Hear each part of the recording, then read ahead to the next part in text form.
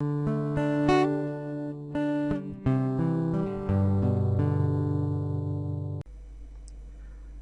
عليكم ورحمة الله تعالى وبركاته. معكم أخوكم عبد الله في سيزون، في حلقة جديدة على برنامج افتر إفكت. إن شاء الله في حلقة اليوم أريكم كيفية مزج بين الصوت ساوند إفكت والأنيميشن التي تقوم بها من أجل التحصل على نظرة أجمل وإيقاع أجمل للأنيميشن الخاصة بك.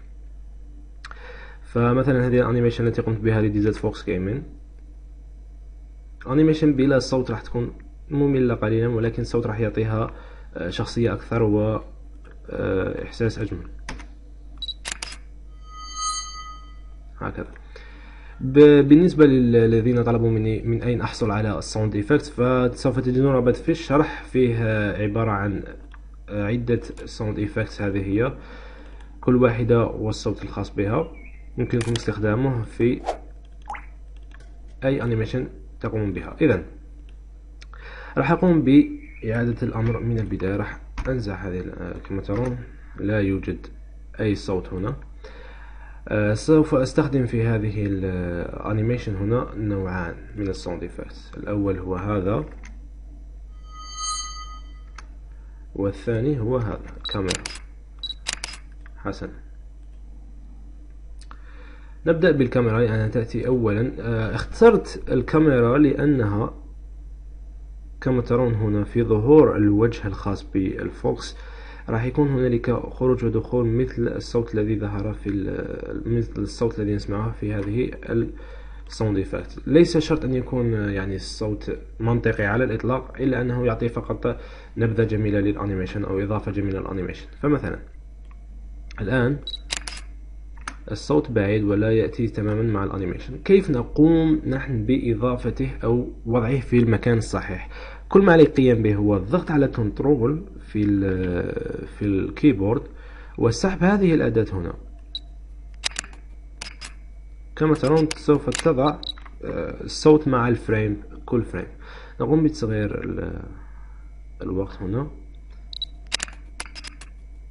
نحتاج هذا الصوت هنا أن يكون في نفس الوقت الذي يظهر فيه رأس أو هذه الأنيميشن هنا. راح نسحب للخلف ونجرب مرة أخرى. لا، هنا.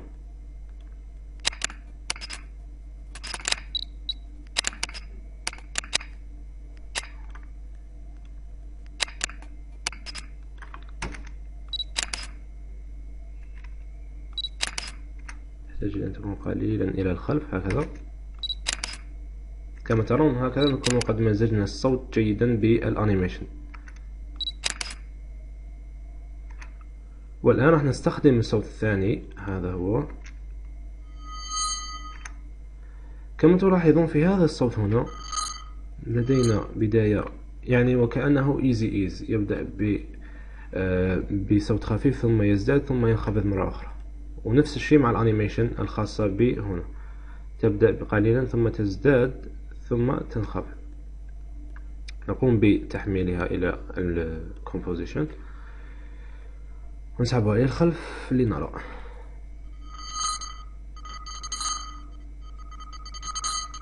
نحتاجها إلى الخلف قليلا.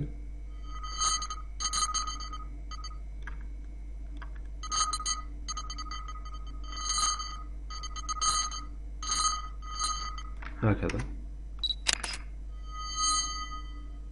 وهكذا نكون قد انتهينا من وضع الساوند إفكتس الخاصة بهذه الأنيميشن. فقط من اثنان نوع من الساوند إفكتس.